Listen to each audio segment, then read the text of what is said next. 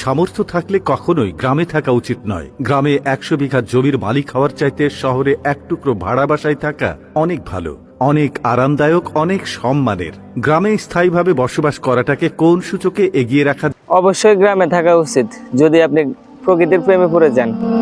আর ভালো মন্দ, গ্রামের মানুষ টক্সিক আমি সেটা জানি, তবে ভালো মন্দ সব জায়গায় আছে। যেমন শহরে আপনার ডাস্টবিন আছে, শহরে বস্তি আছে, গ্রামে বস্তি নেই।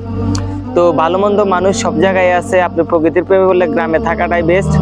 আর যদি আপনি টাকার প্রেমে পড়েন তাহলে আপনার কাছে পুরো পৃথিবীটাই তুচ্ছ। যদি আপনার মধ্যে যদি টাকার নেশাটা যদি ঢুকে, টাকার নেশা এমন একটা নেশা, তাহলে আপনার কাছে পুরো পৃথিবী তুচ্ছ মনে হবে। তাহলে আপনার জন্য বেস্ট শহরে থাকাটা। যদি আপনার টাকা ইনকাম হয়, মোটামুটি ভালো অবস্থানে আছেন, তাহলে শহর আপনার জন্য বেস্ট। আর যদি প্রকৃতির প্রেমে পড়েন যে আমি অল্প খামো অল্প বাঁচমো, আমার এত কোটি টাকার মালিক হওয়ার দরকার নেই, আমি যেভাবে আছে আল্লাহ যেভাবে রাখছে ওইভাবেই আমি ভালো আছি, তাহলে আপনার জন্য গ্রামেই বেস্ট। আপনি যেখানে আছেন ওই অবস্থাটাই আপনার জন্য বেস্ট। কারণ আপনি একটা মানুষ বাঁচে কয়দিন?